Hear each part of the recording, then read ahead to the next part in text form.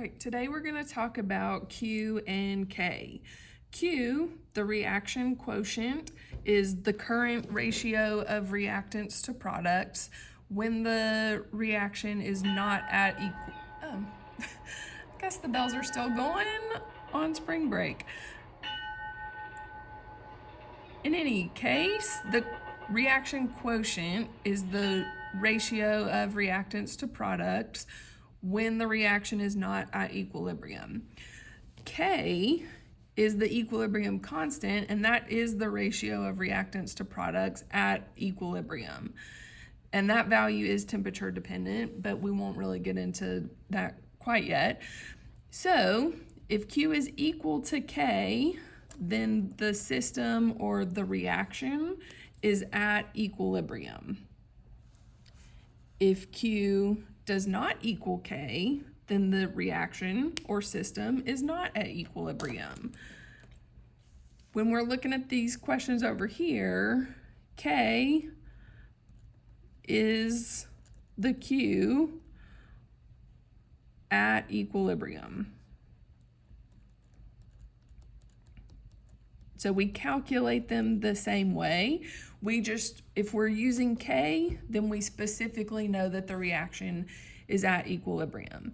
And like we've said before, the reaction or the system is either at equilibrium or it's trying to get there as fast as it can.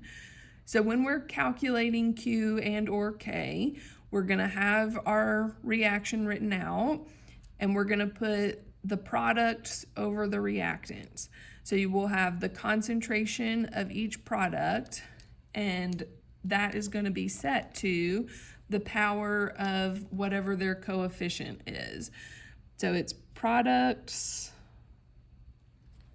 over, well, we'll highlight all of this. So you've got all this product, and that's going to be over the reactants. Again, to the power of whatever their coefficients are. So let's take a look at this example over here. It's asking what the QC expression for this would be. When we say QC, the C just stands for concentration. So in this reaction, we're looking at how the concentrations are changing before and after equilibrium. So one other little sidebar, it says solids and liquids are pure substances, and so they're not going to be included in the calculation. So when we look at this reaction, we can see that this first compound is a solid, so we're not going to include that. This 10 is a solid. We're not going to include that. We're just going to have the carbon monoxide and carbon dioxide. So our QC is going to be equal to the products over the reactants. So we've got the concentration of carbon dioxide. It has a coefficient of 2. So we're going to put this concentration to the 2 power. Then we've got our reactants, so the concentration of the carbon monoxide. It also has a 2 coefficient, and so that is gonna be squared as well. So we're making sure to not leave out the coefficients. The value of K represents the favorability of reactants or products at equilibrium. And favored just means, is there a higher concentration? I'm just gonna put the brackets as an abbreviation. And so that can tell us a few things.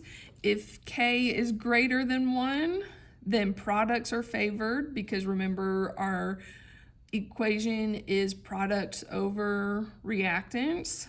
If K is less than 1, then you've got a greater amount of reactants than products.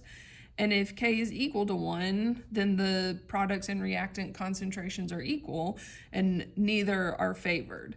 So this is just telling us, are there more, don't be late,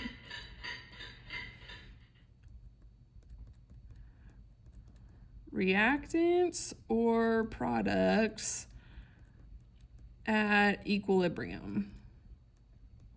That's one thing that we can use K for. There are many different types of K, but they all represent a reaction at equilibrium. And so the way that we kind of denote what it is with the subscript. So usually we're just going to be looking at concentration, or you might see it with an EQ denoting equilibrium.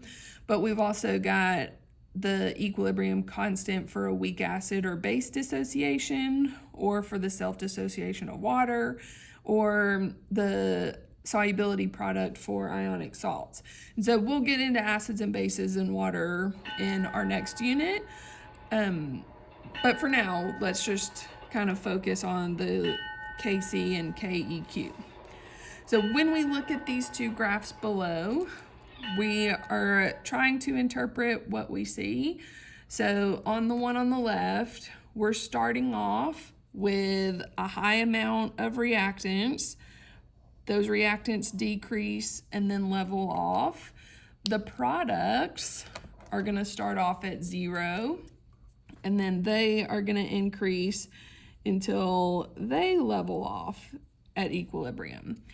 So at equilibrium, we have a higher amount of products than reactants. So if you've got a bigger number in your numerator, then your K is going to be greater than 1, because products are greater than reactants. And, we're thinking of products over reactants as our K or Q, but it says at equilibrium, so K. And so that means that products are favored. And like I mentioned, favored just means we have a higher concentration of products than we do of reactants. So at equilibrium,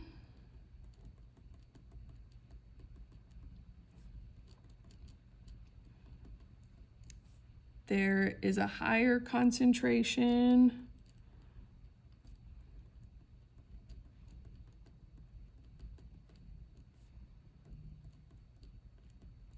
of products than reactants.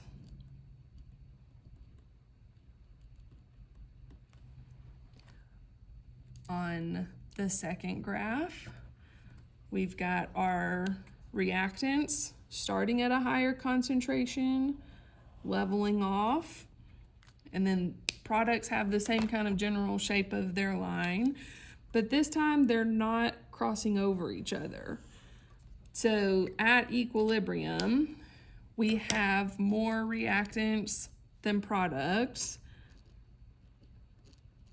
which, if we're thinking about this fraction, if you've got a bigger number in the denominator, then your K value is going to be less than 1, because the reactants are favored at equilibrium.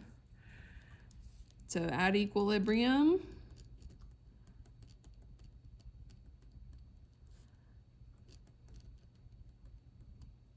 there's a higher concentration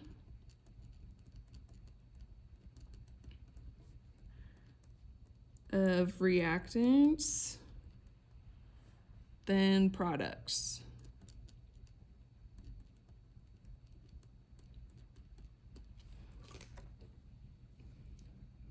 Okay, so let's do a summary and a question on this page, but we're also going to look at the 2 out of 2 page. The top part is similar to the 1 out of 2 page, but a little difference is Now, in our example, it's giving us what the concentrations of the carbon monoxide and carbon dioxide are. So we can actually solve for the QC expression. So we said that the concentration of the carbon dioxide is going to be squared, and the carbon monoxide as well. And then we can plug our numbers in. So we've got 3 squared over 2 squared. 9 divided by 4 is 2.25. And so that tells us at the moment we have more products than reactants because Q is greater than 1. So we can use the Q values and compare that to K to determine which direction the reaction is happening in. Is it happening more in the forward direction, or is it happening more in the reverse direction? Nature wants Q to equal K so that the reaction is at equilibrium and it's proceeding in both net forward and net reverse directions so that they're equal to K. So K is equal to Q when the reaction is at equilibrium. If you're trying to increase Q,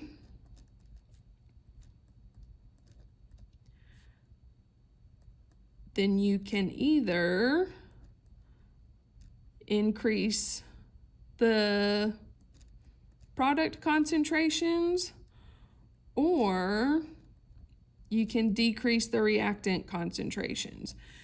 And so that happens when you do the forward reaction because you're using up reactants and you're creating products.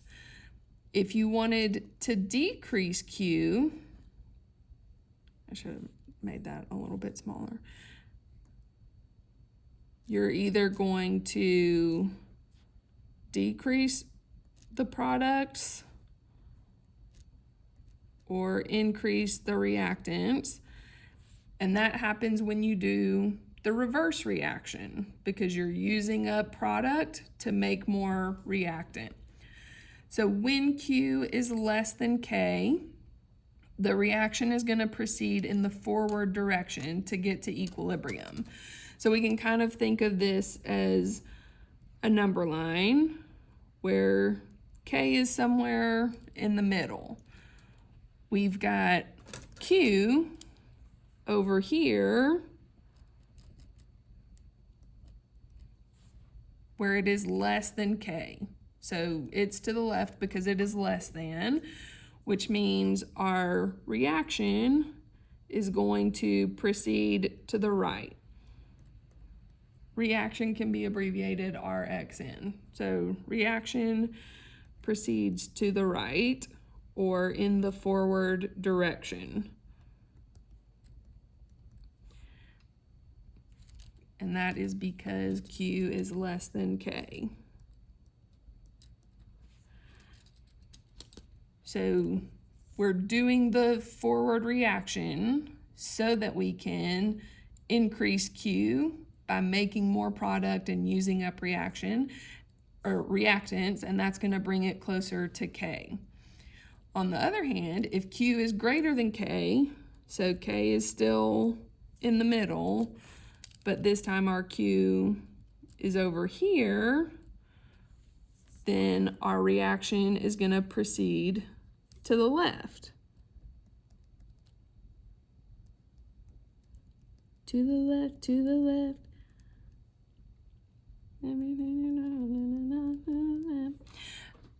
Okay, because Q is greater than K. So when the reaction proceeds to the left, that's the same as the reverse direction. Maybe I'll add that on here. This is forward. This is reverse. So when it's going in the reverse direction, that's going to decrease Q because you're using up products to increase the amount of reactants. And so we've got the forward reaction,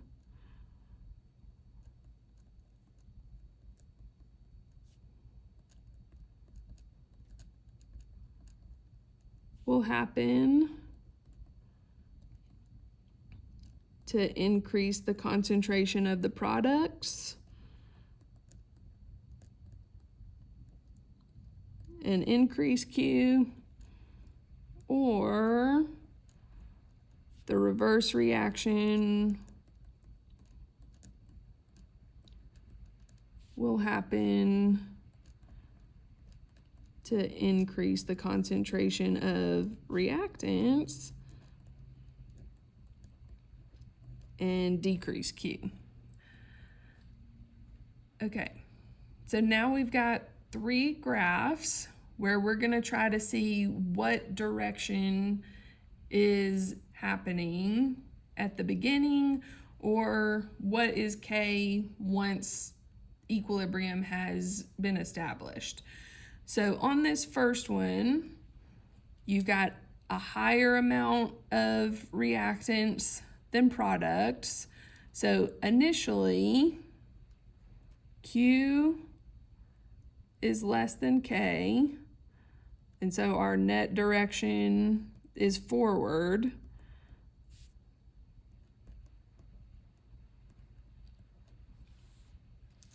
We know that Q is less than K because you have to be going in the forward direction. You can't do the reverse direction because we don't have any products. But then at equilibrium, we've got a higher amount of products than we do of reactants. So products are greater than reactants.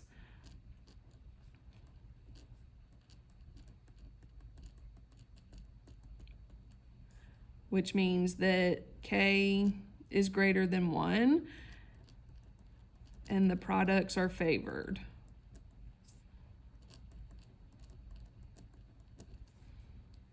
When we look at the second graph, we've got a higher amount of reactants than products at equilibrium.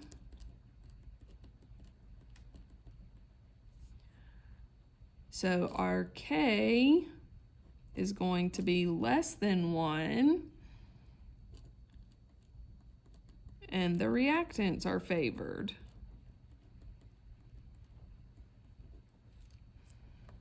This last graph, notice you've got rate on the y-axis, and so that just kind of tells us that the forward reaction and reverse reaction are eventually going to equal out at equilibrium. This is not going to fall into line with this because we don't have any concentrations on this graph. The last part says draw a concentration time graph where Q is greater than K and reactants are favored at equilibrium.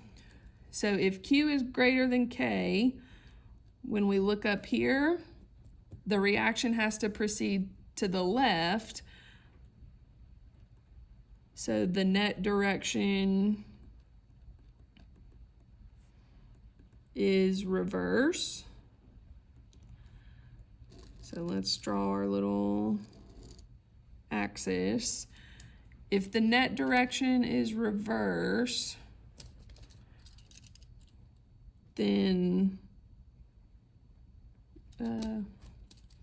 we've got to start off with products being high and reactants being 0. It also tells us that reactants are favored at equilibrium. So we know that we need to have a higher amount of reactants than products at equilibrium. And we need to label our axis, time, concentration. So that should be what it looks like. All right, today we've got to practice that you can work through. If you've got questions, just kind of go back through the video to see if maybe a second watch will help to clear things up. See you later.